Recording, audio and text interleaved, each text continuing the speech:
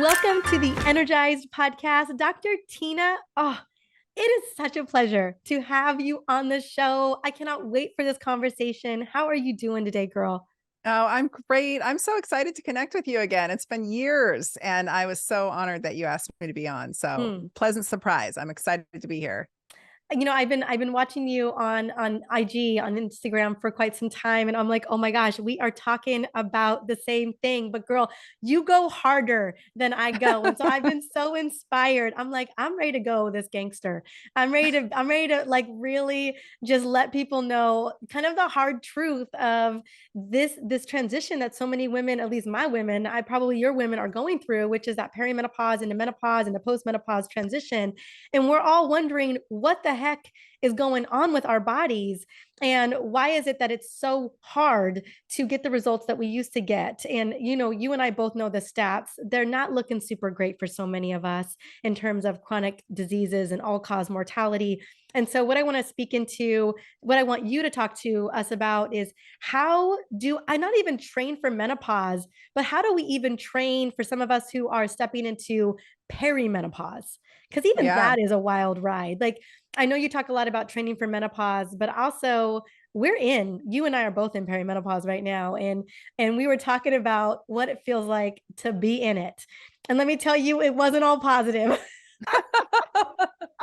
No, it's like it feels like puberty, only adult, it's Adult like puberty. it's a strange transition. And I enjoy really regular cycles still. I knock on wood. I say that every time I say that out loud, something happens to my cycle the next round. So I say that with a grain of salt, but it is definitely been a slow transition. And while I don't really fit the criteria even for perimenopause, aside from my age, I'm almost 50. So clearly I still have these like very regular 28-day cycles for the most part, because I enjoy good health. And I will say I started preparing for this when I was around 40, because my mom had such a horrific menopause experience. I mean, the wheels just fell off the car. She gained a bunch of weight.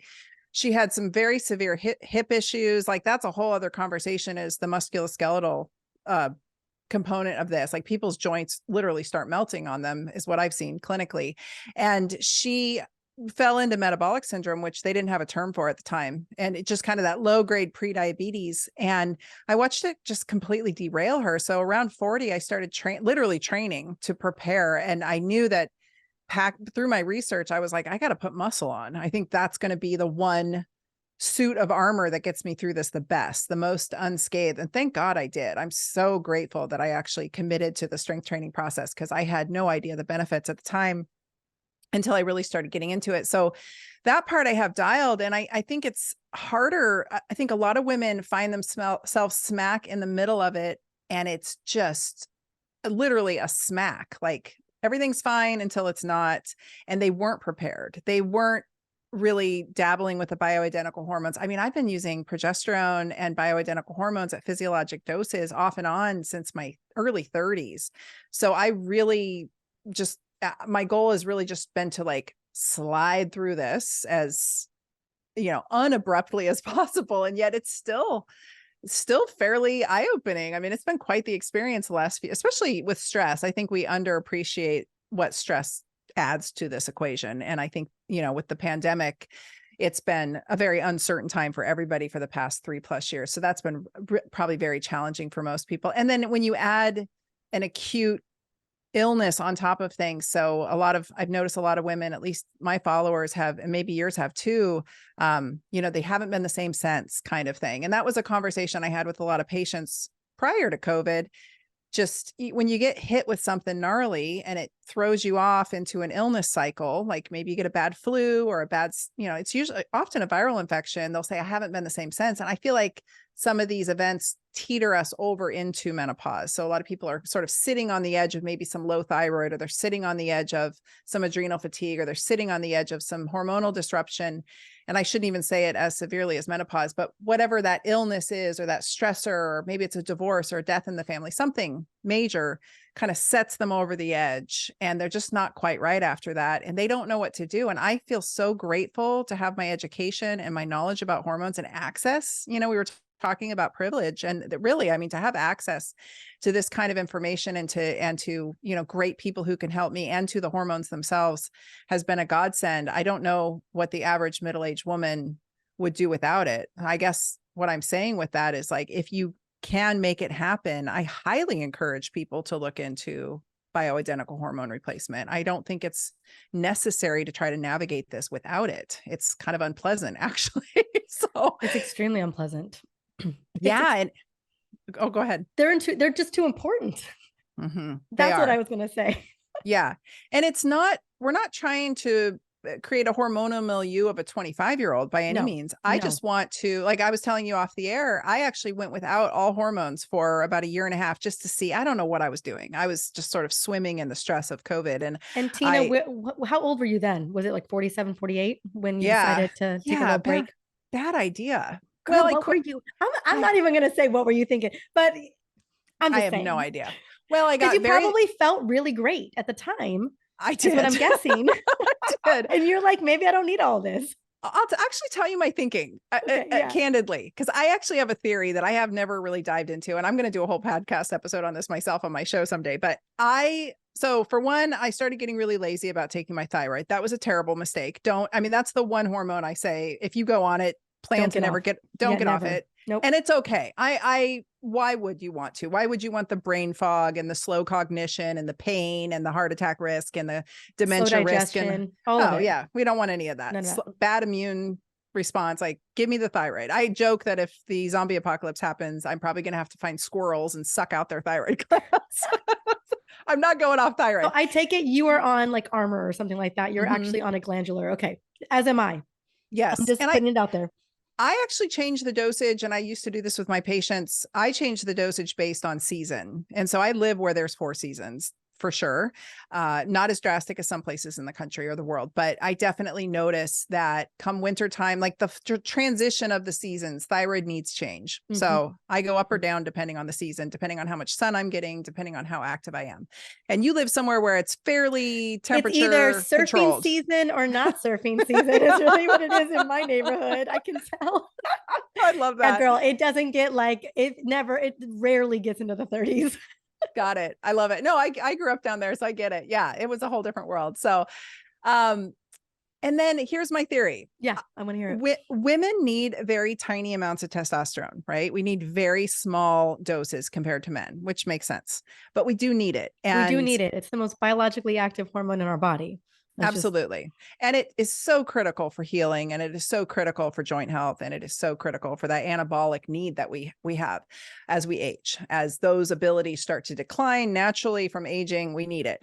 I always say, if you need testosterone and you're not on it, especially if you're a man, you've got one foot in the grave. Like, straight up. If you're a man, especially if you're a man or male, and you are struggling with any myriad of symptoms, even in your 30s and 40s, your risk for heart attack, diabetes, all of that skyrockets if your testosterone is not optimized. So I'm a big fan. I did a whole podcast episode on it. Like, I'm a big, for women and men, like, I'm a big fan. But I went off of that because I believe that because we need such small amounts, if you are in a heterosexual relationship as a woman and you are actually having intercourse and you are receiving your partner's semen, there is testosterone in that. And so I actually think biologically, because I was wondering, why do we need such low doses as women? I think biologically, our men in our lives might be our source. Like, I actually my husband has great testosterone levels. He's super healthy. He's vital. He's on testosterone. And I've been with partners on testosterone. And when they were on super high doses, I started getting symptoms of high testosterone. So I started getting the acne, and I started getting some of the symptom picture. If their health is poor and they are aromatizing it into a lot of estrogen, I actually started getting the symptoms of that as well. So I'm so sensitive to that. And I thought, I'm having I have a hot husband. We have regular sexy time. And I thought, I'm probably getting enough hormone here from him that I probably don't need to be on it also. And so that's why I quit taking it. And because I had been on it previously to get over some injuries, and I'd used it clinically with patients to get them over injuries, and it works very well for that. So anyway, that was one of the reasons I discontinued it. And then I don't know why I slacked on the progesterone. I think it was just laziness. I just started slacking. And there is some argument, the oil form topically, oil does penetrate better than cream. I'd always use the cream. I think maybe the cream wasn't doing it for me. I wasn't really noticing the improvement. And I was trying so hard to get my cycle pleasant. I was having some PMS symptoms that had come out of nowhere. And, sure enough, it was from drinking too much wine. As we hit middle age, red wine is no That longer our poor friend. liver, girl. That poor liver. It's just middle age. I used to laugh. Yes. I used to kind of like secretly laugh. I shouldn't say laugh. I used to secretly kind of chuckle when my middle-aged women patients would be like, I can't drink red wine anymore. It just ruins me. And I'm like, oh, that sucks so bad for you. And here I am, and it sucks so bad. It's such you, girl. It's you. Yeah, it's me. Yeah. It's me. It's off the table. So, and of course it's Carrie Jones, who's one of my dear friends. I'm texting her, telling her about my PMS symptoms. And she's like, how's your wine intake? So I quit drinking wine for a year, completely no alcohol for a year, gave it a year just to see. And sure enough, all of my hormonal symptoms improved. And so that's also when I went off my hormones. I thought, let's see how much of this was, potentially alcohol intake and some other factors. So I don't know what I was doing. It was a bad idea. I don't encourage anyone to do that. But since being back on things, and I cycle them, I don't take high doses. I just take what I need, physiologic dosing. I keep them monitored, and I feel so much better. I actually had a slew of really terrible injuries last year. I ripped my intercostal muscles out of nowhere doing nothing.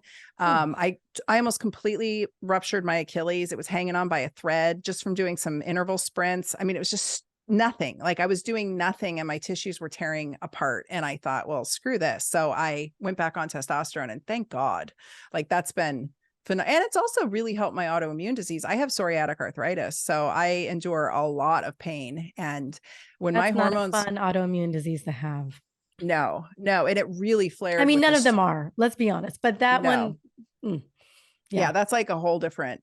There's been studies comparing rheumatoid arthritis pain to psoriatic arthritis pain, and psoriatic arthritis pain is actually worse, which I couldn't imagine having worse pain than my rheumatoid arthritis patients. So I have a new appreciation for it, and it really took a toll in 2021. Like that, the stress of everything really hit me, and so I'm not going off my hormones. Now it's just a dance of like keeping my stress low and tinkering with my hormones, trying to find as much joy and fun in life as I can to, and love and all the other things that make our hormones happy.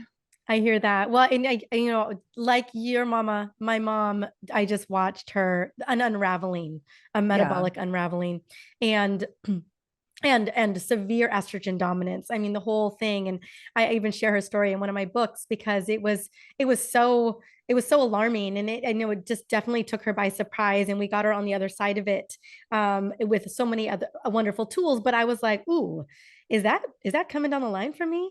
And I had been dealing with stress since I mean, a lot of us have, but really a lot of it really early on in age, for as long as I can remember, honestly, with child abuse and everything. And so even in my mid to late 30s, I felt like I was experiencing symptoms of perimenopause. And so it has been on my radar, being so conscious about everything that I'm doing moving forward. And so I think for some of us, especially, nothing about the pandemic, nothing about these last 3 years have lended to hormone harmony for any woman, especially when you are the epicenter of your family and you are running the show for everybody. Like it's really that added stress that did nobody any favors, didn't do your hormones any favors, didn't do your metabolism or your blood sugar, nothing. And so you've got that to contend with as well, along with just living this life where it is really not setting us up for metabolic success or endurance or strength heading into menopause. And so can you speak into what you've seen, not only for yourself, but also for the women that you've worked with, the kind of the stress component of all of this? Like, yes, we could be doing so many of these things right, lifting weights, making sure that we're lifting heavy stuff. We're, managing our blood sugar. We're really paying attention to what we're consuming. And then we've got this other elephant in the room that can still be derailing us. Like, how have you been navigating that piece? I'm so glad you asked that, because I don't even think it's just the stress that we are currently enduring. I think it's adverse childhood events coming back around, for sure. I know for me, they show back up in the funniest places. And, I looked at a study a couple of years ago that said if you had a certain ACE, adverse childhood event score, that your chances of living with chronic pain were like 85%. So you can almost guarantee it. And so many of us have, right? Yeah. And for various reasons, like you said, I mean, I was always stressed, even as a child. And it became a situation of enduring trauma, overcompensating. I had to get 2 medical degrees. I had to do everything extra, right? I had to be super successful. I had to have the most successful practice. I have to have, it's constantly this like trying to achieve things for what? I'm like, clearly this is my trauma response. Like, that's what I always tell people. They're like, oh, you're so diligent. You're so disciplined. You're so like, on top of it. I'm like, it's trauma. Yeah, It's my a trauma response. I've been doing this since I was a child, and I have not seemed to heal it yet. Right. And it serves us in certain ways, but it's also really devastating. And I think 2 things I want to say about that is we become addicted to cortisol. And I don't even think I was born with a normal cortisol response. My mom was so sick when she was pregnant with me. So it's like our brains we have cortisol resistance in the brain, first off. So we're not even having a normal cortisol response. So when, like, for instance, when I had spent 2019, I called it it was like AA for cortisol addiction. I gave myself almost an entire year, specifically a very concerted 6 months to get off the cortisol. And I literally walked around this little cove of Portland where I was living with my little rescue dog that I had just adopted. And it was just she and we walked around and I cried. I literally cried for 6 months. And it wasn't sad tears. I was like off gassing grief and stress. I'd closed my practice and I was like just purging. I don't even know what. Purge, girl. That is a I just had to get rid of it. Yeah. And I was cool with it. Like there was no amount of therapy going to get me through this grief and this guilt and whatever else I was carrying with me. And I'd had a lot of friends die in a short amount of time and just all this stuff. So I was like, I'm just going to purge all this. And people would see me and say, are you okay? I'm like, I'm actually great. And my little dog that I adopted, she was nearly dead when I got her. And they said, are you sure you want her? She almost died when we spayed her last week, and her gut was a mess and she was emaciated. Her skin was all infected. And I was like, oh, I got this. I'm a naturopath. I got this. Give me the dog. We're going to be great. So she and I healed together. And then COVID hit. And I was like, damn it. I had just come off the roller coaster of cortisol addiction, and COVID hit. And you know what? I got calm as a cucumber. The second that cortisol rush hit me, the second there was like, it's so familiar. Everyone else was panicking. And I was like, oh, dude, I got this. Like, I was just, it's like when an emergency situation hits, I turn into a Zen Jedi. I'd be a great ER doctor for a while until you burned out. Yeah. So I really, that cortisol just like balances the brain out. I felt really good. I'm like, oh, I can help everybody. I'm going to be helpful. I'm going to do all the things. And anyway, it only lasts so long. And I've noticed as I get older, those tolerance bands are shorter and shorter and shorter. So I can take the hit, but it's very costly. So I might get the high. I might feel really good. I might do a bunch of cool stuff in there. And it's not even a manic episode. It's just like a cortisol high from stress. And you're like, I'm in the zone. And then you crash and it just ages you. And it just significantly takes its toll. And so I'm trying to find a place where I don't run towards it now. When I see it, I want to jump in and be the helper, right? There's my other trauma response. Like I'm going to help. And I'm trying to sit back and practice stoicism and a bit of detachment, honestly, and just be like, you know what? This is not my battle. This is not my circus. Yeah. I'm not getting involved. And so I think that's a huge one, especially as this age group. I know you're a new mom. My daughter's 23. I was a single mom for most of her life. And so she and I have a very special relationship, but I acclimated to her moving out. I think a lot of women in our age group, though, are dealing with empty nester syndrome, and their whole lives have been around their children. And now their children are moving out or moving on. And that's a really challenging time because these women have to reconnect with their partners and find that relationship place again. And I think that has a significant toll on hormones. And I think another factor we're not considering is a lot of these men, like we were talking earlier about my hypothesis. I think we're dealing with a lot of female, at least I know I was dealing with a lot of female patients, and no one talks about this, but they're husbands were in terrible health and their Yeah. husbands were on a ton of medications. And we know that microbiomes are contagious and health issues, even non-communicable ones, are contagious. Like you live with someone with heart disease, your risk of heart disease goes up significantly. You live with someone who's dealing with obesity and diabetes, your risk goes up significantly. And so I think that not only are women dealing with that regularly, this is what I hear from my followers a lot, is like, how do I convince my husband to get on board because he's so unhealthy? But I think a lot of those guys are on a lot of medications, and I think a lot of those medications are going through their semen into their wives. And I think we are dealing with the intermediates, because drugs, for the listeners, and you know this, but for the listeners, when drugs go through a metabolic process in the body, through a liver process, through a detox process in the body, they are turned into intermediates. And often those intermediates are more toxic than the original substance if they Very don't get often right. moved through and neutralized. And I don't think a lot of these are ending up in the neutralized state going out the feces. I think they're coming out the semen in an intermediate state. This is just my hypothesis, but we don't have any data because no one's studying this. No one's studying any of it. Let's be honest. Know. Well, and I think even just the kind of more glaring is the caregiver burden of women taking care of their partners, giving them this. I was just taking care of a patient on the phone, and we were going through all of her supplements and everything in her routine, and she's like, oh, my husband's got this and this and this and this and this and this and this. And I was like, yeah, I know. And she's like, would this be helpful? And I was like, yeah. And she's like, because he doesn't even know what he's taking. I do all the things. I set it all up. I do all of it. And she's like, I've got this man who's on it, this, he's eats like a 10-year-old and all these problems. And I was like, man, like you're holding, that's your burden. Like that's your caregiver burden. If even kids are out of the house and you're still worrying about them, don't get it wrong. And you've got someone you're taking care of and you've been taking care of, even that is playing a role in all of it too. It's exhausting.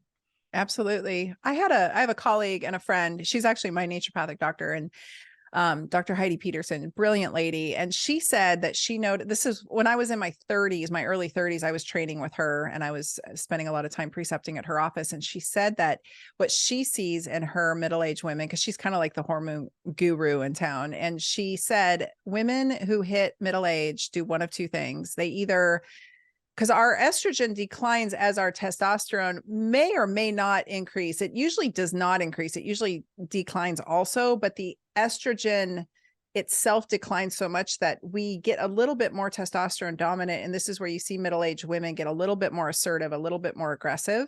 It's that it just, the balance is changing in the body. Right. And so she said that one of two things happens. They either step into their ultimate power in their 40s, which is totally what I did. I mean, I really like my power. That was like my power decade. You either step into your power and you own it and you kick ass, or they look at their world and they think, my children have moved on or moved out. My husband doesn't appreciate me. He's let his health go. And they fall into this victim role and they kind of lose themselves in it. And it breeds a lot of resentment. And so they might become bitter and resentful. And I know you and I both have probably dealt with patients like that. It can be a very difficult age group of women to deal with, is that middle age, especially if their hormones are messed up, especially if their estrogen's off. Like they can become very ruminating and challenging. And so that's the role I don't want, right? I don't want that. But I felt those feelings at times, and you just kind of like turn into a slug because you're like, oh, my job is done. I'm trying to focus on myself, but I don't have any hobbies. I don't have anything to focus on. So I'm just going to kind of like dump out. And they find themselves waking up with 40, 50 extra pounds on them. And now they're devastated. They don't know where to start. They don't know which way's up. My heart really goes out to them because I've had so many patients like this and I have so many followers that express this. And it's like, they literally, 2020 started, they were in the best shape of their lives. All the stress happened, all of the mandates, all the nonsense. And then all of a sudden they're like, I'm 40, 60 pounds heavier. I feel terrible. I'm your age. What do I do? And I'm like, oh man, this is a tough one. And maybe a lot of them have never really taken up exercise or particularly strength training. They were all like cardio addicts, running, lots of metabolic stuff, high metabolic stuff. And they're not doing that slow, methodical strength training. And they don't know how to start there either. And that's a tough spot to be in. And I feel for them, there is a way out, but that's a harder haul. Let's get into the harder haul, Okay. because at the end of the day, there's millions and millions of women who are literally in that spot, who are feeling pretty unmotivated because they're thinking nothing's going to work. And I think that the truth that we're putting on the table here is it is a harder haul. It's a hard haul for those of us. I'm just going to be honest, for those of us who have been doing it, who've been, Right. who have been training for this whole time. It's a hard, I mean, I'm just gonna say, like, I was really honest the other day where I was like, my blood sugar is optimal. My labs look great. I'm on hormones. I am so mindful of the things that I do every day. Yes, am I still addicted to cortisol? Probably yes. I've tried, but I have not done the catharsis purging that you did for those 6 months. I keep pretending like I've recovered from my cortisol episodes, but girl, I wear a whoop strap and a CGM, and I can tell when I'm spiking. I haven't even ate anything. I was like, oh, that's stress, girl. That's cortisol coming for me right there. And because it still does feel good. There is this addictive nature to it. And I can disguise it as, well, I'm just showing up as a mom. I'm just Right. showing up as a, da da da da da. And and it all the accolades attached to that. I'm like, I'm doing the good thing, but it's being driven by the drug of choice, cortisol. And Right. so even still, like, let's say I'm checking all the boxes, I'm not going to pretend like this transition is super easy by any means. And as you mentioned, you have a chronic condition happen, or you've got a trauma that happens. For me, it was my concussions. Talk about a massive setback. Like, and in, because I'm in this second puberty where it's a bigger, higher stakes game. It Oh is a yeah. bigger, higher stakes game than it was when I was 13. That's for sure. And so, um, even those of us that have been training for this and doing the things, it's still a journey. It's still a process. You're pivoting a lot. But let's say that for some reason you didn't get the memo, and now someone didn't tell you at 38 or 37 years old what's to Yep. come. And you didn't prime up or prep, and now here you are at 50. Your cycles are majorly shifting. You're almost at the gates of menopause, and you looking back and you're thinking to yourself, what the heck just happened to me? And so where do we start there? Because you're right, that's where the majority of women want to know, what do I do now? I didn't know back then I was supposed to be doing all this stuff. Right. That is a good question. So I'm going to give you two answers. I'm going to give you like the purest answer, and then I'm going to give you the allopathic answer. I think that number one, we have to strength train. It is not negotiable. Without getting into the nitty gritty, the biochemical and genetic pathways that are required for optimal mitochondrial function, and those are the powerhouses of your cells that we need, that just, No, we you all don't have have them, it's over. yeah. If you have less than 50% capacity on those, expect high triglycerides, expect cholesterol problems, Yeah. expect blood sugar above 90 milligrams per deciliter, expect high blood pressure, expect a hip to waist ratio, or waist to hip ratio is something that you're going to start to see those all unravel. Yes. And your whole metabolism is going to fall Yeah. apart, which is Yep. that's what I harp on my Mm-hmm. platform, is metabolic health. All of that is contingent on certain Mitochondria. biochemical Yeah. pathways that require exercise. Yes. That's what we're getting at. Period. Guess what So your mitochondria love? that's it. You Those have to heavy weights. exercise.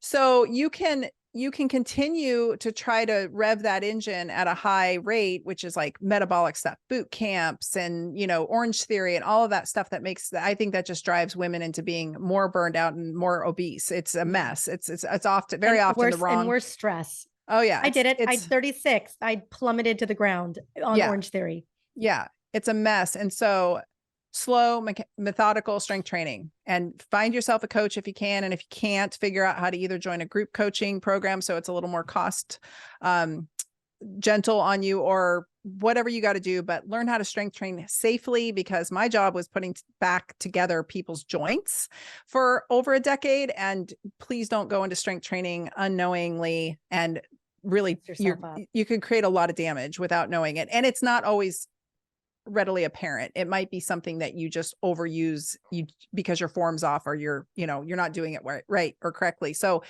get somebody to teach you how to deadlift and squat. And it's heavy. It's not just body weight. I'm talking heavy strength training, slow, methodical, low reps, low sets. There are so many good strength and conditioning coaches on the internet that can explain this, and you can follow them. I talk about it some on my platform, but it's really, if you do one set really well, you can get 50% of the impact than if you did 6 sets. So even just doing one set correctly is really, really powerful and profound. And I think there's more to it than just the muscles. The muscles contracting quite literally set off these biochemical pathways I was talking about, and they get you where you need to be with your mitochondria. And secondarily, I think there's a central nervous system impact that we can't even begin to understand, that I think is really, really only achieved through heavy lifting. I don't think you can do that with high reps of a low weight. I think 5 sets of 5 heavy deadlifts are going to do profound things to your hormetic mitochondrial milieu. So I'll leave it at that. I would start there, because when you start strength training, you not only get the physical benefit, but you get this incredible mental benefit, and this shift happens and you become empowered and you're like, oh man, I got this. Whatever comes your way, you got this. And there's the secondary impact of it will improve your sleep. Cause I know a lot of women in this age group, sleep is, I've been having like a week of terrible insomnia, which is very unlike me at all. I'm a good sleeper, and it is making me crazy. So I totally get it. We want to be sleeping, but I always tell people, and sometimes they get offended, I don't even want to hear about people's sleep issues if they're not exercising every day. Because it's like, why? It's like having a poorly behaved dog that you're not taking for walks, or a poorly behaved child that's not getting their exercise in. It's the same for us. You're not taking them to the playground. They're just in the house. Right. They're going to make you crazy, right? Like you're going to if you don't wear your toddler out, your toddler is going to make you insane. So we have to wear ourselves out too. And that requires movement every single day, some kind of movement. It could be, I'm all for I'm a big lift heavy, do Pilates girl, and go for walks. That's about big lift heavy walks, walks, because that's so great for mitochondrial function as well, and for circadian rhythm, and better sleep. But if you love Pilates, do Pilates too. If you love yoga, do yoga too. And it's a yes and. Yeah. Strength train and walk, and then really prioritize protein. I'm not a big fan of taking things away. I realize people have food addictions. People have their socioeconomic issues. I get all of it. Let's prioritize protein. So I try to shoot for, and I rarely achieve myself personally, but I try to shoot for 1 gram per pound of body weight a day. If you're overweight, you're going to want to shift that a little bit, work with somebody, but really prioritizing, that's the only macro I focus on. I don't focus on calories. I don't focus on fat macros. I just focus on getting enough protein. And when I do that, you need to build that muscle. We need to at least maintain what we've got. Hopefully build more. Yes. Because you're right. You make a good point. We are fighting against a freight train of muscle loss. It's not even just subtle anymore. It is like, if you're not actively going after muscle building, you are losing it. And as you lose it, you really destroy that mitochondrial function. So we have to be strength training, and we have to be eating for it. We have to be sleeping for it. You'll sleep better if you walk and you strength train. You'll sleep better. You'll hydrate more appropriately. All the things just fall into place. Like you don't want to choose crummy food choices and garbage. You don't want to be eating junk food because you're like, I just work so hard for that muscle. I want to feed it well, So I feel like all of the things that we tell people to do as physicians can be really overwhelming. But if we just focus on strength and quit worrying about fat loss and quit worrying about taking foods away and quit worrying about all this stuff, if we just focus on strength and protein macros, everything else falls into place much better. It's not perfect, but it definitely improves the whole clinical picture I found. So I don't know. What about you? What is that? Yep, it aligns with me a lot. I am still a stickler about sugar. I'm still a stickler about ultra processed foods. Yeah, for sure. Those are the types of things. Yeah. I mean, do you want to jack up your sleep? Eat some ice cream or drink a glass of wine before bed. And then there you go. There, kiss your sleep goodbye. The wine is it's the nemesis. Oh, it's so true. Yes, I completely agree with that. So, but that's where we get nuanced. I feel like most folks don't. So here's the thing, your body will eat until it gets the protein that it needs. It's seeking, I believe this to be true, it's seeking out the protein that it needs. And so if you're trying to fill that hole with ultra refined carbs, you'll just keep eating them. It's just like a bottomless sink that you're trying to fill up. You never fill it up. Yes. And then it just becomes a shame cycle. Yes. But if you focus on the protein macros, I feel like a lot of the ultra refined carbs tend to fall off to some degree. So yeah, that's a given. Like junk food is a given. I'm not talking to the people who are like, I'm 200 pounds overweight and I live off junk food. My audience is the people like us. Like we're relatively on the tip. Things are starting to go a little sideways because of menopause. So that's more where I'm coming from. I would assume that people would be, not going through the McDonald's drive-through and not sucking down the Frappuccinos every day. And all that's kind of I guess that's the fun stuff to some people, but that's just poison. It is poison. Like all the poison out. And I'm just saying there's millions of people who are on the brink, especially of women, right, of prediabetes. And I would argue that the number one killer of women is insulin resistance prediabetes. Oh yeah. Because even we barely need to be pre-diabetic to then have significantly increase our risk factor for cardiovascular disease. Oh yeah. And I think that's another elephant in the room that no one's looking at is how much closer we are to firing off these like heading towards these chronic conditions and not even being diagnosably pre-diabetic or type 2 diabetic. Oh, it's crazy that there was a study that came out in 2021 that was looking at data from 2018 showing that 94% of US adults were cardio-metabolically busted. So that's somewhere on the pre-diabetes to diabetes range. And as it goes, like the stepwise fashion is type 2 diabetes is at the very end of very long, terrible pathway that's happening for a decade or more before you ever get there.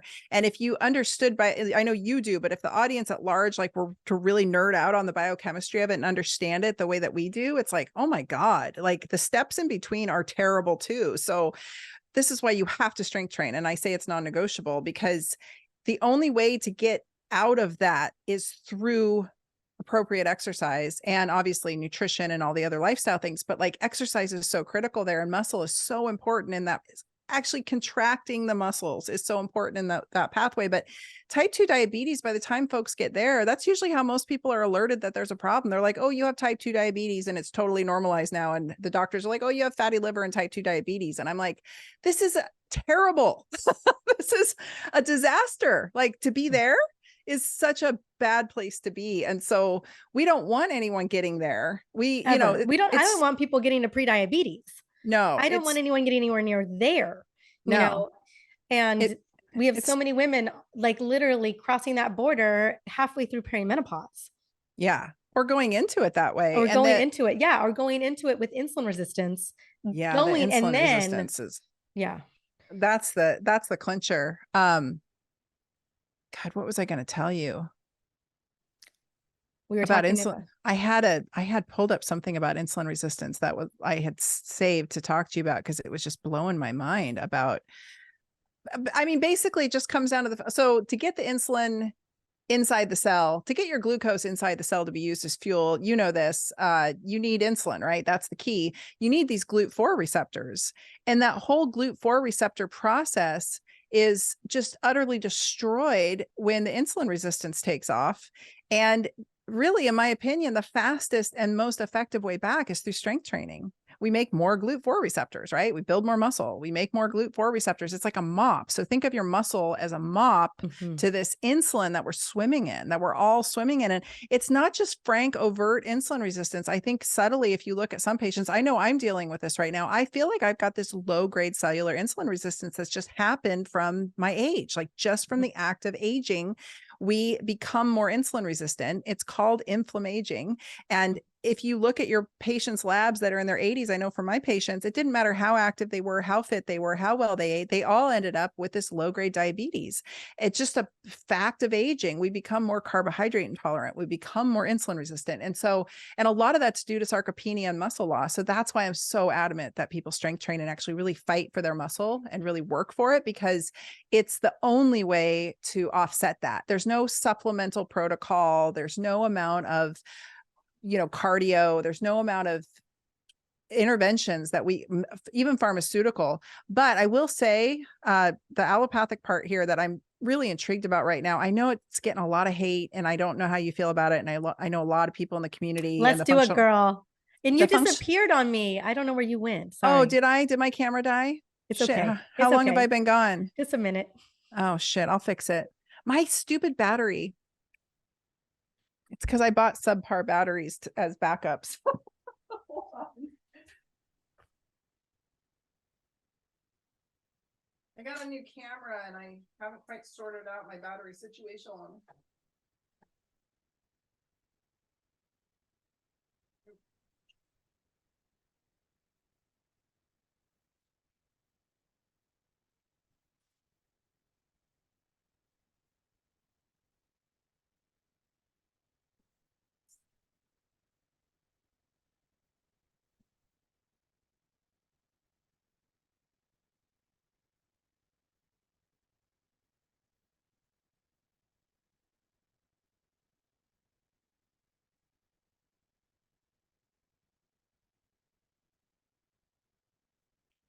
Ah,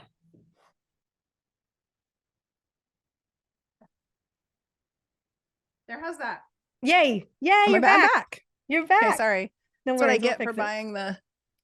Oh, now Siri started. Siri wants to tell me something. Yeah, the way that my tripod works, I can't put the little battery that plugs in the camera, and I'm trying to sort this out. Anyway, okay, where was I? Muscle.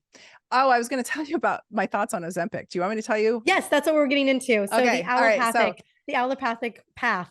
okay, so it's getting a ton of hate. I know the purist functional medicine community is all over it and just hating on it, but the drugs like Ozempic, Wegovy, Mounjaro, those are peptides that the pharmaceutical industry basically appropriated. And in the functional medicine community and the regenerative, because my background's regenerative injection therapies. And so in our space, peptides are amazing and very, very helpful. And these are all just peptides that have been taken and are being used as anti-diabetic, weight loss drugs. The hate on them, I don't quite understand. I think that what's happening is they are being used in an allopathic manner where folks are being put on ever increasing doses and no other lifestyle modifications are being addressed. And there's no strength training involved and there's no comprehensive program being implemented for these folks. They're just being put on severe weight loss drugs, maybe even being dosed too high, experiencing in some cases extreme weight loss, which miraculously though, a ton of their other health issues are going away. And is it the weight loss that's inducing the improvement in other symptomology, or is it actually a secondary effect of these peptides? And I think it's both. It's both. It's a yes and for sure. Yeah. Fat cells are inflammatory, but that's how we reverse. I mean, you think about outside of, a lap band surgery or something like that, how we reverse type 2 diabetes for some people is a significant calorie reduction. Yes. That we can pull them out. So it's both. It's very much both. But these drugs are working directly on some of these processes that are blowing my mind. Like it decreases glucagon. It actually works centrally in the brain to decrease neuroinflammation, which is huge. It's working on the cardiovascular disease directly. Like, let's talk about that directly. I'm a big fan. For me, it's a yes and in terms of, and I get that some people so far gone, again, type 2 diabetes, it's what it was originally designed for, where, how do we reverse this? How do we take them out of this massive danger zone? And, are they going to make some lifestyle changes? I don't know. But at the very least, let's just get them out of this, get them out of the type 2 diabetes dilemma. And even that to me, I mean, take it, like whatever's going to get you out of that, right? Like give these folks a leg up, because some folks are so metabolically busted that they are doing everything that you and I preach, and they're just not getting anywhere. Not getting there. And it is such a hopeless, difficult position for them to be in. Or my background, like I said, is in regenerative injection therapies and in pain. And I'm really interested in how these drugs are working on pain. And the little data I found has been really compelling.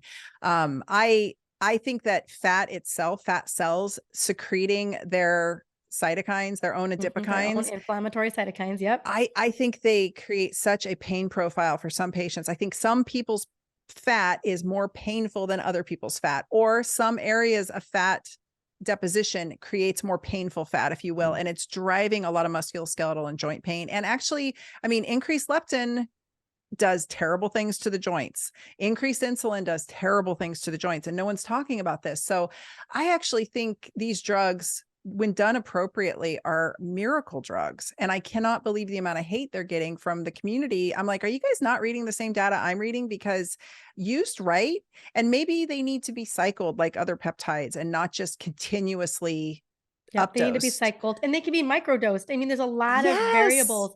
I have dear, we both have dear friends, all functional practitioners, and in conversations like this, they have a lot of patients on them, and they're even taking care of patients. They didn't necessarily put them on them, but they're working around it, or some of them did. And I think you've got to have you got to have a plan in place.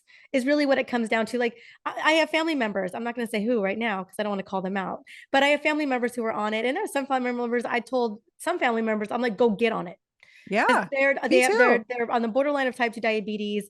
They are not implementing other lifestyle. And I know that we have a high risk for, I mean, who doesn't, but my family in particular, the Mexican side of my family, everyone's dying of cardiovascular disease at younger ages than they should. And I'm just like, that needs to be the thing that you get on. And they're like, really? I'm like, yes, yes. And so, Yep. but someone very close to me and my family is on it, who is weight strength training, heavy weights, high protein. We're doing all the things. I'm on the team that is helping her manage this. And she's lost 20 pounds. She's stronger. She's leaner. She's got more energy. And someone very close to me that I don't want going anywhere anytime soon. Right. So, I have it now. Is she only going to be on it for like 4 months? That's, and they're going to come off of it, and she may cycle back on it next year. Yeah. But it's being done very intentionally. And the results that we're seeing, especially with our high risk of cardiovascular disease, like she's going to be around longer because of it. It's amazing. It's It's that, an like, when it hits your family, when it's someone you know and love and you want them around, like, you're going to pull every tool out of the toolbox that you've got.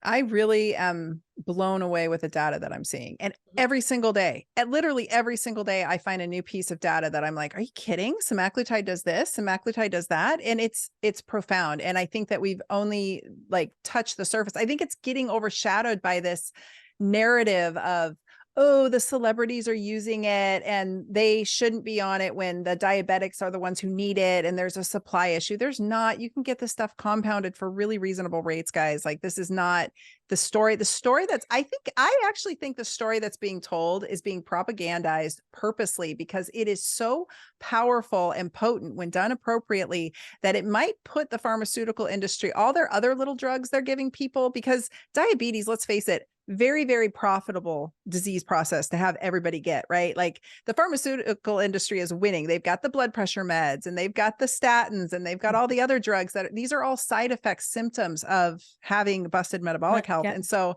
when we eradicate that, what's left, right? And so I actually think the propagandization of it is somewhat intentional, and they've got the whole functional medicine community pooping all over it too and saying, oh, this is terrible and nobody needs it. It's like, I don't know, guys, let's just like, can we get some clinical studies done where people are doing what you just described, where there's a team effort and it's being done appropriately? Because that's how I'm wanting to apply it with my family, and encouraging that the route to go, because I come from a long line of round diabetics, and I'd like to see, I mean, this could be a complete game changer for some folks, for a lot of folks. It is a Yeah. complete game changer for a lot Yeah. of folks. It already is. Yeah. My McCall, who's my thyroid practitioner, they've implemented this protocol inside of the clinic, and the results that they're getting are mind blowing. These are hypothyroid Hashimoto's women who are already up against a massive hill. They're already climbing this massive hill. Obviously, they're dealing with significant weight resistance as they're trying to navigate all the components of Hashis and hypothyroidism. And they have it's a night, I think it's a 90-day or a little bit longer protocol, and they are reversing so many symptoms. They're reversing so many big biomarkers in these women who otherwise, even working with them with the thyroid medication and all the things that they were doing, just were not moving enough of the needle to get them out of some of the scary stuff that they were dealing with. And so I'm talking to McCall all the time about what she's seeing in clinical practice right now, and it is mind blowing. And so, yeah, some people are hating on her when she posts about it because they don't really understand what's happening in clinical settings. And again, Right. it's all that propaganda that we're reading. But, in personal conversations that she and I have had, I'm like, to me, I'm just so grateful that there is one more tool, if leveraged correctly, if used correctly, can really add extra years of high quality life. So that's Yes. what I'm interested in. I'm not interested Yes. in living a gajillion years and feeling like crap and being in the healthcare system and having to go to hospital visits all the time. Like this last 2.5 months with my concussions and everything, labs, doctor's visits, hyperbaric oxygen. I mean, I spent, I wouldn't say 10 plus hours of my week getting treatments. And I'm Yeah. like, oh, this isn't, if this is a taste of what my 70s and 80s look like, no, thank you.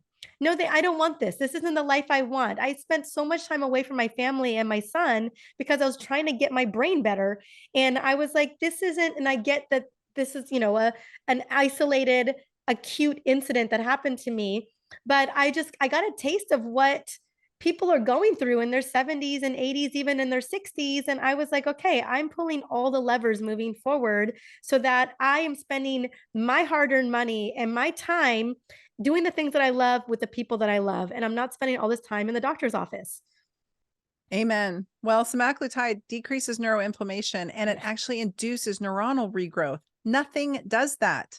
Like there's just so many components of this that I think are really interesting and exciting. And I am with you. I'm so glad to hear you that your family is, members are having good outcomes, because I have several friends that are using it and it's night and day. It's just PCOS and all kinds of other conditions are just disappearing, they're just coming off the table, or they're being decreased so profoundly that the lifestyle modifications are actually working.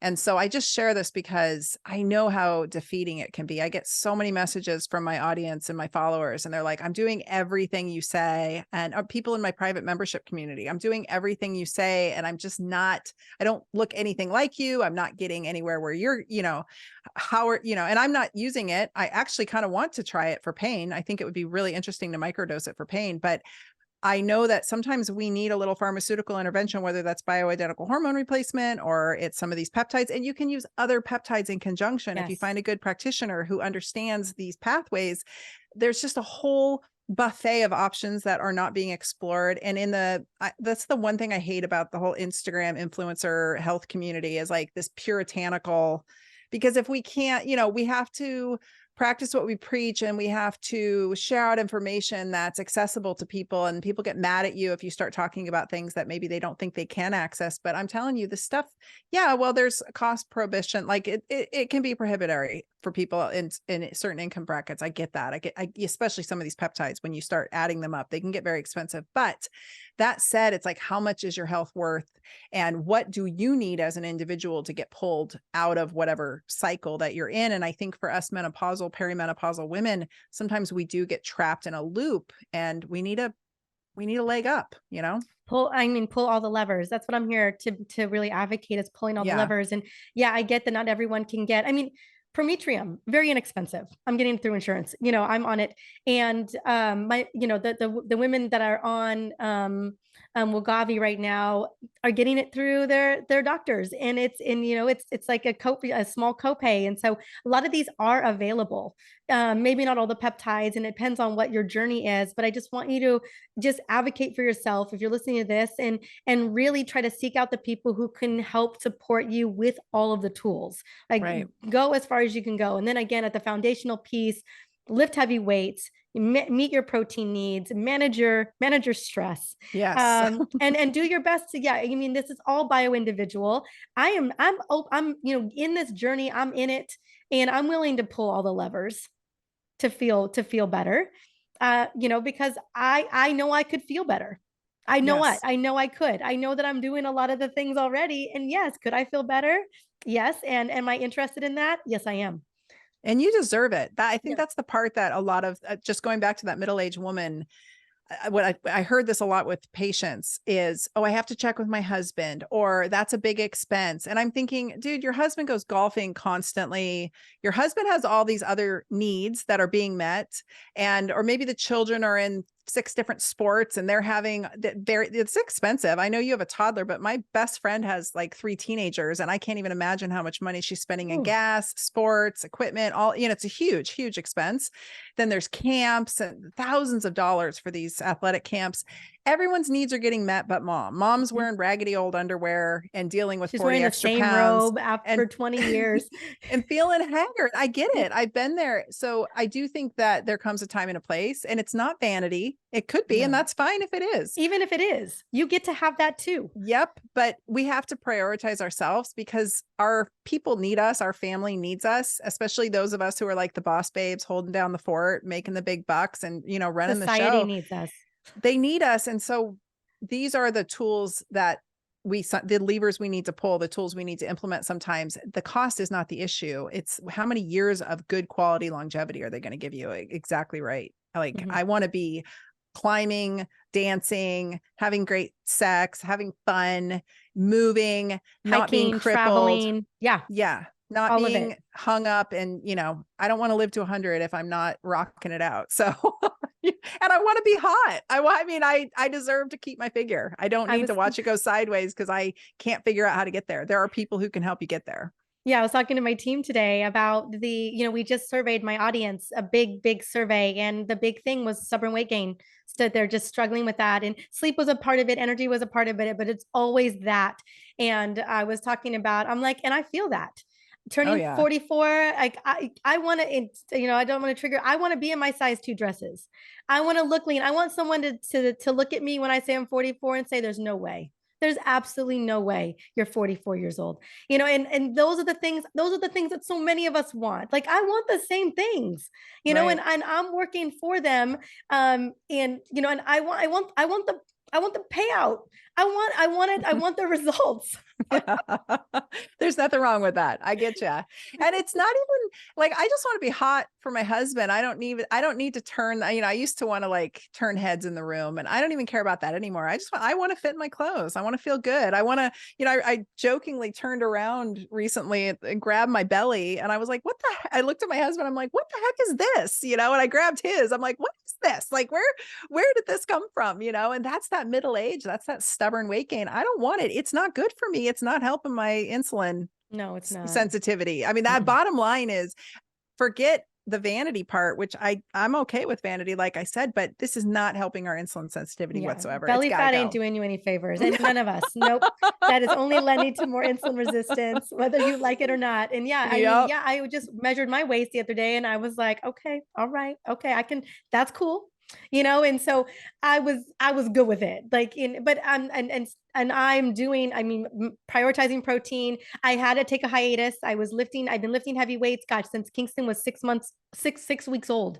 And I didn't stop lifting until I was in I think my 9th month, and so but then with the head trauma, this is now a 2.5 month hiatus, but it's so weird to look at my weights every day in the garage, or, even everywhere. They're literally in like 3 rooms of the house. Like, we got weights everywhere. And I feel like they're looking at me, just crying, they're whistling. It's like, we miss you so much. And I'm just like, girls, I'm coming back, because they're definitely girls, and so, but it's weird. It's so weird to not be lifting.